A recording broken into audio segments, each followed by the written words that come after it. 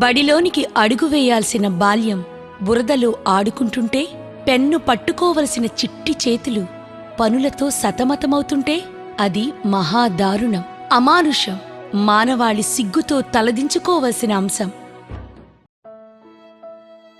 అమ్మ ఈ భూమి మీద లేదు, నాన్న స్థిరం లేడు. చిట్టి తల్లి వయసు 6, వాళ్ల అక్క వయసు 9, 11 అన్న. ఆ బుడ్డోడి వంటే తన చిట్టి చెల్లెళ్ల ఆకలి తీరుస్తుంది. అమ్మా అని ఏడవాల్సిన నోరు అన్నా అని పిలుస్తుంది. అసలు బడంటే ఏమిటో కూడా తెలియదు.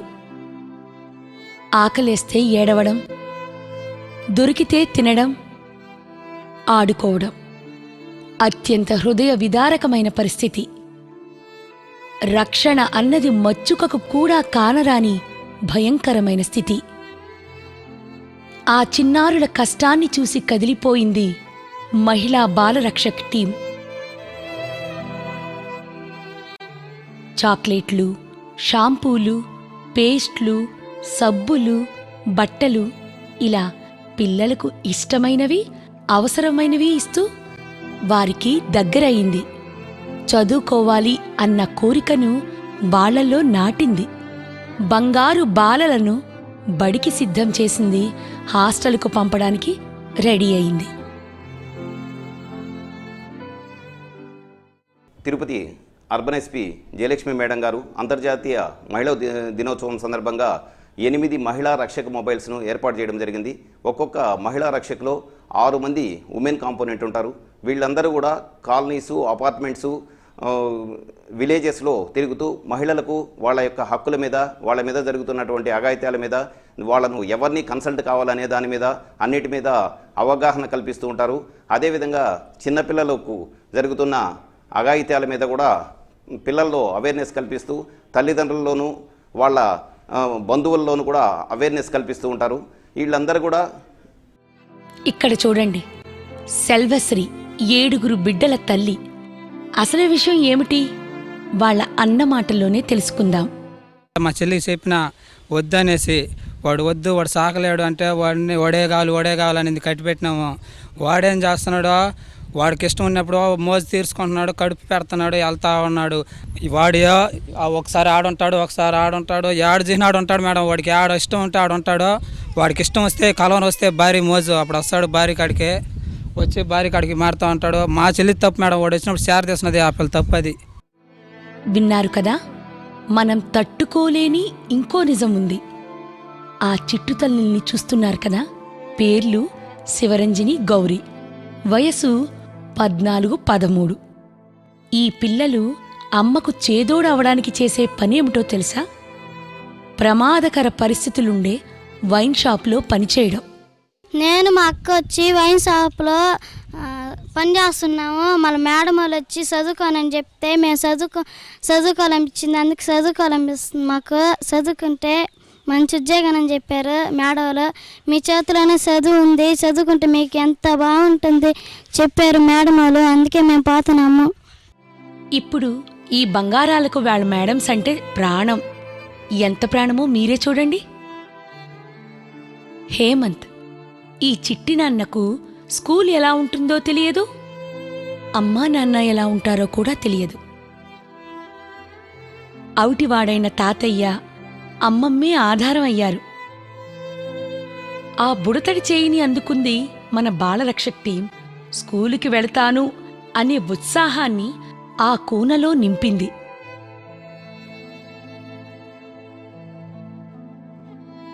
ఒక్కసారి తనపల్లి గ్రామంలో అడుగు పెడదాం పదండి.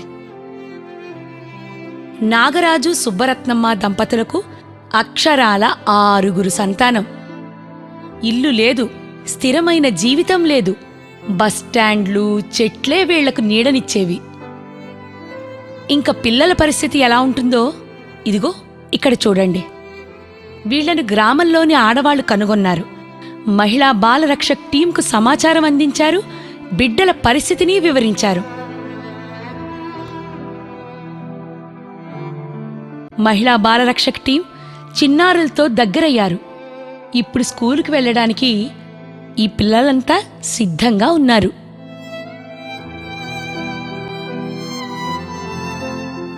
నాగరాజు గీతలకు 6 సంతానం. అమ్మా నాన్నలకు పిల్లల్ని కనడమే తెలుసుగాని చిట్టి బొజ్జల ఆకలితో సంబంధం లేదు.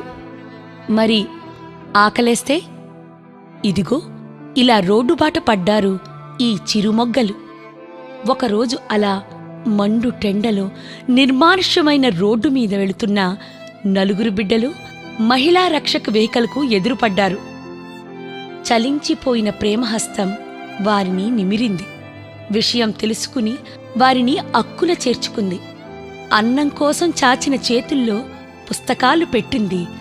హాస్టల్లో చేర్పించడానికి సర్వం సిద్ధం చేసింది.